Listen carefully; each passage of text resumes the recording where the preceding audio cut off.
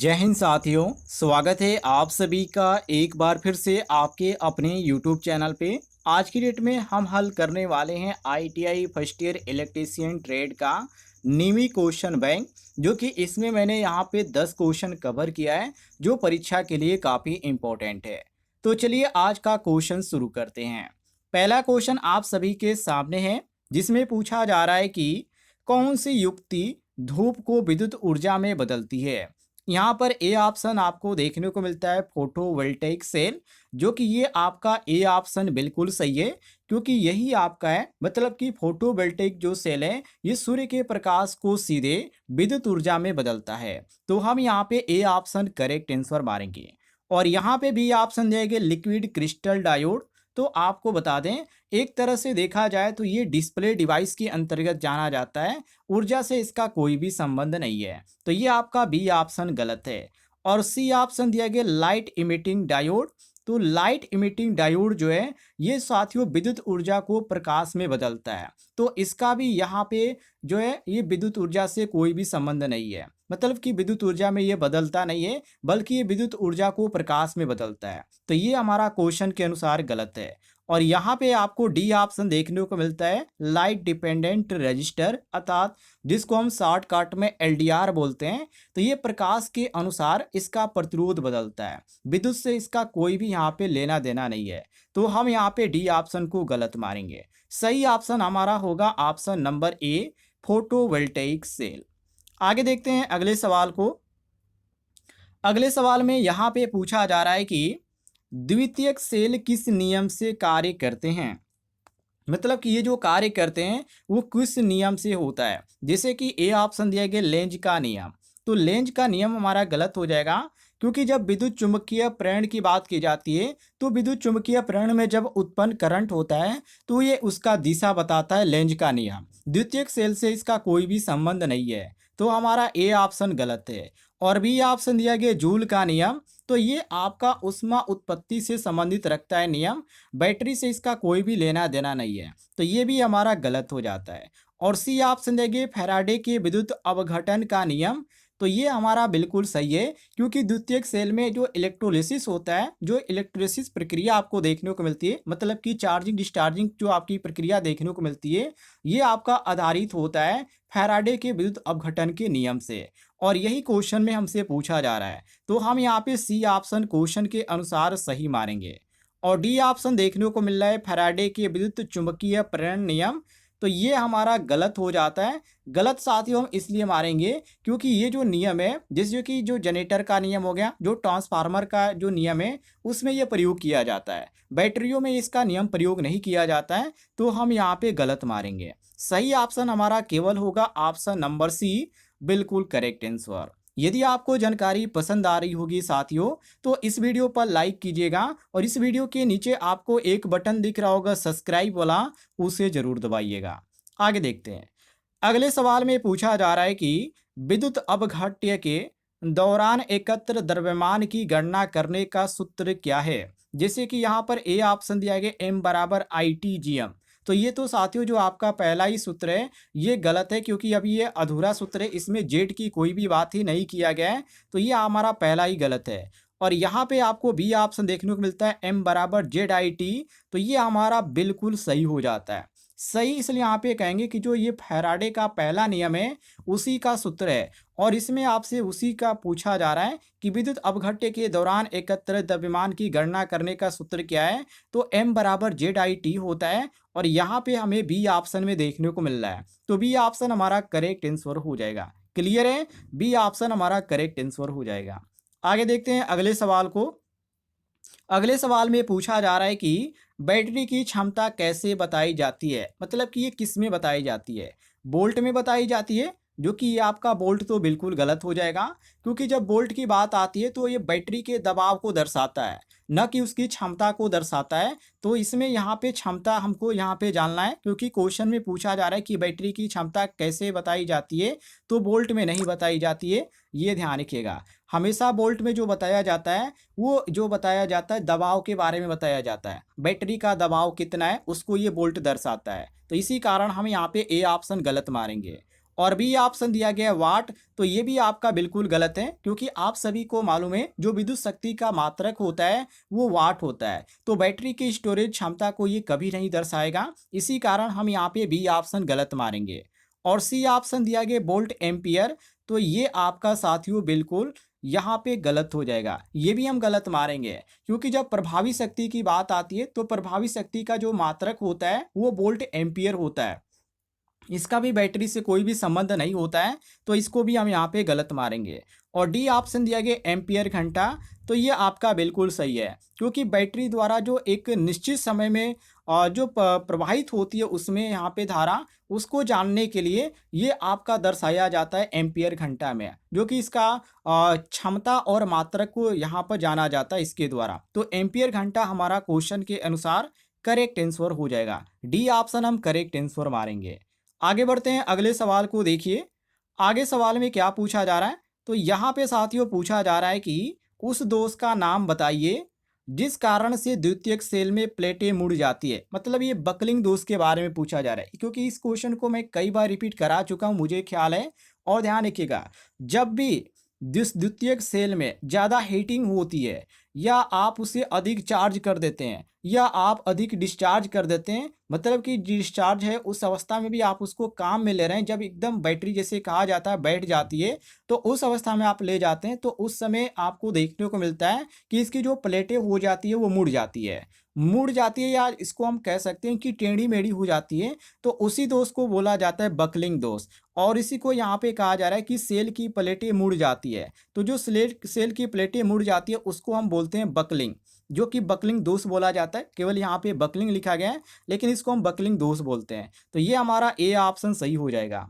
और यहाँ पे बी ऑप्शन दिए गए लोकल एक्शन, मतलब कि स्थानीय क्रिया, तो ये आपका बिल्कुल गलत हो जाएगा, क्योंकि साथियों ये जो दोष है एक साधारण सेल में आपको देखने को मिलता है, ये ध्यान रखिएगा, जिसको हम स्थानीय क्रिया के नाम से जानते हैं। तो ये तो आपका प्लेटों से जुड़ा कोई भी यहाँ पे नहीं है, ये आपका अलग चीज़ है। और यहाँ पे सी ऑप्शन दिया गया आंशिक लघुपतन, मतलब शॉर्ट सर्किट के बारे में बताया जा रहा है, तो ये भी आपका गलत है, क्योंकि इसमें जो प्लेटें होती है मुड़ती हैं, तो शॉर्ट सर्किट नहीं होता है, इसमें दोष होता है। उसको दोबारा आप सही कर सकते हैं, उसको आप चार्जिंग करके सही कर सकते हैं। तो ये किसी तरह का यहाँ पे शॉर्ट सर्किट नहीं है, इसी कारण हम सी ऑप्शन गलत मारेंगे। और डी ऑप्शन देखिए कठोर सल्फेशन, तो ये भी आपका गलत है, क्योंकि साथियों ये कठोर सल्फेशन तब हो जाता है जब प्लेटें जो होती है जो इसमें सल्फेट होता है उसके कारण एक परत के रूप में जम जाती है, मतलब कठोर परत हो जाती है, तो उसको हम यहाँ पे बोलते हैं कठोर सल्फेशन। तो इसमें यहाँ पे प्लेटें मुड़ती नहीं है, तो ये आपका अलग दोष है, तो ये हमारा गलत हो जाता है। सही ऑप्शन हमारा केवल होगा ऑप्शन नंबर ए, बकलिंग, ध्यान रखिएगा। आगे बढ़ते हैं, अगले सवाल को देखिए। आगे सवाल में पूछा जा रहा है कि विद्युत आवेश की इकाई क्या है। ये तो काफी इजी क्वेश्चन है, सबको जानकारी होना चाहिए। जैसे कि यहाँ पर ए ऑप्शन दिया गया वोल्ट, तो आप सभी को मालूम है साथियों, ये वोल्ट जो है विभवांतर की इकाई है। क्लियर हो गया, आवेश की इकाई नहीं है, तो हम यहाँ पे इसको पहला ही ऑप्शन को गलत मारेंगे। और बी ऑप्शन दिया गया है वाट, तो आप सभी को मालूम है ये किसका है, ये वाट किसकी इकाई है, तो विद्युत शक्ति की इकाई है, तो ये भी आवेश से कोई भी संबंध नहीं रखता है, तो हम यहाँ पे बी को गलत मारेंगे।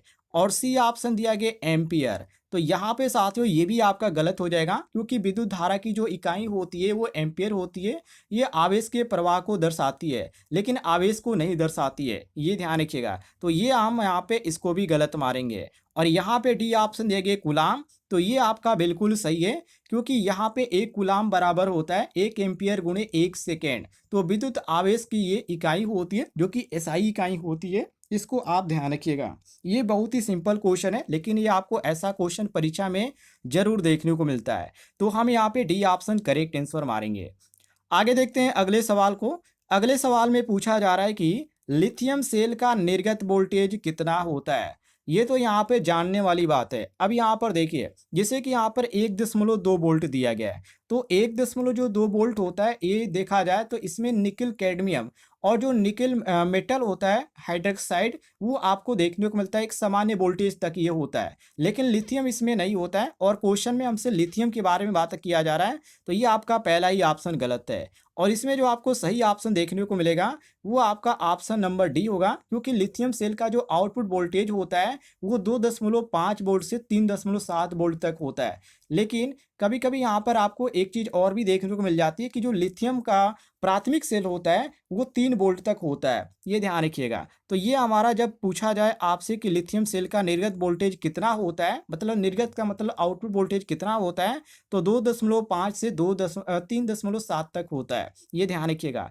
ऑप्शन नंबर डी हमारा क्वेश्चन के अनुसार करेक्ट आंसर हो जाएगा। आगे बढ़ते हैं, अगले सवाल को देखिए। आगे सवाल में पूछा जा रहा है कि कम समय में उच्च दर से बैटरी आवेशित करने हेतु कौन सी विधि अपनाई जाती है। मतलब आपके पास ऐसी कोई बैटरी है जो पहले 2 घंटे में चार्ज हो रही है 100%, और उसे आप कोई ऐसी विधि के द्वारा चार्ज करना चाहते हैं जो 1 घंटे में ही वो क्या हो जाए, फुल चार्ज हो जाए। तो उसके लिए आप किस विधि का उपयोग करेंगे। जैसे कि यहाँ पर ए ऑप्शन दिया गया प्रारंभिक आवेशन, तो ये आपका तो बिल्कुल गलत है, क्योंकि ये जो प्रक्रिया मानी जाती है जब यहाँ पे बैटरी नई होती है और वो डिस्चार्ज हो जाती है, तो पहली बार चार्ज करने की जो प्रक्रिया होती है उसको हम प्रारंभिक आवेश बोलते हैं। तो ये तो हमारा गलत हो जाएगा, क्योंकि इसमें जो बैटरी होती है वो धीरे धीरे चार्ज होती है। और बी ऑप्शन दिया गया बूस्ट आवेश, तो ये आपका बिल्कुल सही हो जाएगा, क्योंकि इसी विधि के द्वारा कम समय में हम क्या करते हैं, तेजी से बैटरी को चार्ज करते हैं, ये ध्यान रखिएगा। और यहाँ पे जो होती है बैटरी, ये कम समय में ज़्यादा यहाँ पे चार्ज हो जाती है, तो इसको बूस्ट आवेश के नाम से हम जानते हैं। बी ऑप्शन हमारा सही हो जाएगा। बाकी यहाँ पे सी ऑप्शन दिया गया ट्रिकल आवेश, तो ट्रिकल आवेश जो होता है ये अलग विधि होती है। इसमें क्या होता है कि जो बैटरी होती है वो बहुत ही धीमी गति से बैटरी चार्ज होने लगती है। तो यहाँ पे इसको हम आजमा नहीं सकते, क्योंकि इसमें यहाँ पे क्वेश्चन में हमसे उच्च दर से बात किया गया चार्ज करने के लिए, जो कि यहाँ पे ट्रिकल में क्या होता है, धीरे धीरे चार्ज होता है। तो हम यहाँ पे सी ऑप्शन गलत मारेंगे। और डी ऑप्शन दिया गया फ्रिशिंग आवेश, तो ये भी आपका गलत है, क्योंकि इसमें जो आपको देखने को मिलता है कि जो बैटरी होती है यदि लंबे समय तक उपयोग में नहीं आती है तब हम इसका उपयोग करते हैं। तो यहाँ पे फास्ट चार्जिंग की और यहाँ पे लो चार्जिंग की इसमें बात ही नहीं होती है, ये आपकी अलग प्रक्रिया होती है। तो हम यहाँ पे क्वेश्चन के अनुसार बी ऑप्शन करेक्ट आंसर मारेंगे, बुस्ट आवेश, ध्यान रखिएगा। चलिए आगे देखते हैं अगले सवाल को। अगले सवाल में पूछा जा रहा है कि कार्बन जस्ता शुष्क सेल में कौन सा विद्युत अपघट्य उपयोग किया जाता है।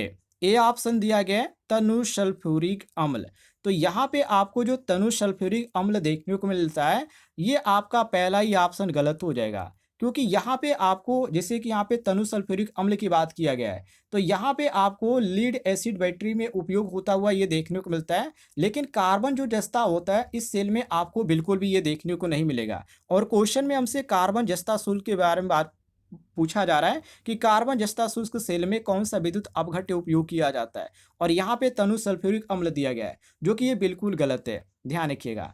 यहाँ पर आपका बी ऑप्शन दिया गया अमोनियम क्लोराइड, तो ये आपका बिल्कुल सही हो जाता है, क्योंकि कार्बन जस्ता शुष्क सेल में जो आपको विद्युत का जो अपघट्य के रूप में प्रयोग होते हुए देखने को मिलता है वो अमोनियम क्लोराइड ही होता है, जो एक पेस्ट के रूप में उपयोग किया जाता है। तो हम यहाँ पे बी ऑप्शन करेक्ट आंसर मारेंगे। सी ऑप्शन दिया गया पोटेशियम हाइड्रोक्साइड, तो पोटेशियम हाइड्रोक्साइड भी गलत हो जाएगा, क्योंकि इसमें निकल कैडमियम और क्षार बैक्टीरिया जो होती है उसमें ये आपको उपयोग देखने को मिलता है, जो पोटेशियम हाइड्रोक्साइड होता है। कार्बन जस्ता सेल में तो ये बिल्कुल भी इसका उपयोग नहीं होता है, तो हम यहाँ पे सी ऑप्शन को गलत मारेंगे। और यहाँ पे डी ऑप्शन दिया गया सांद्र सल्फ्यूरिक अम्ल, तो ये भी आपका गलत है, क्योंकि ये सेल में उपयोग ही नहीं किया जाता है, ये ध्यान रखिएगा। तो हम यहाँ पे सही मारेंगे option number option number B ammonium chloride. B option हमारा क्वेश्चन के अनुसार करेक्ट आंसर हो जाएगा। आगे देखते हैं अगले सवाल को। अगले सवाल में पूछा जा रहा है कि द्रवों में विद्युत धारा प्रवाहित होना कौन सा प्रभाव है। वेरी वेरी इंपॉर्टेंट क्वेश्चन है साथियों। और यहाँ पे आपका ए ऑप्शन देखने को मिल रहा है उष्मीय, जो कि उष्मीय आपका यहाँ पे गलत हो जाएगा। और यहाँ पे बी ऑप्शन देखिए प्रकाशीय, तो ये भी आपका गलत हो जाएगा, क्योंकि द्रवों में जो सामान्य यदि बात करें प्रकाश उत्पन्न करने की, तो इसका तो बिल्कुल भी उपयोग नहीं होता है, विशेष परिस्थिति में इसका उपयोग किया जाता है, तो ये आपका गलत है। और यहाँ पे सी ऑप्शन दिया गया चुंबकीय, तो ये भी आपका गलत है, क्योंकि धारा जो प्रवाह होता है उसमें क्या होता है, एक क्षेत्र बनता है, चुंबकीय क्षेत्र बनता है, लेकिन द्रवों में इसका कोई भी प्रभाव नहीं पड़ता है, जो कि क्वेश्चन में हमसे द्रवों के बारे में बात किया गया है, इसलिए इसको भी हम गलत मारेंगे। और डी ऑप्शन दिया गया रासायनिक, तो ये आपका रासायनिक बिल्कुल सही हो जाएगा, क्योंकि विद्युत धारा से क्या होता है, द्रवों में रासायनिक परिवर्तन होता है, जिसको हम विद्युत अपघटन भी बोलते हैं। ये आप ध्यान रखिएगा। तो हमारा डी ऑप्शन करेक्ट आंसर हो जाएगा। यदि साथियों आपको जानकारी पसंद आई होगी तो इस वीडियो पर लाइक कीजिएगा, और इस वीडियो के नीचे आपको एक बटन दिख रहा होगा सब्सक्राइब वाला, उसे जरूर दबाइएगा।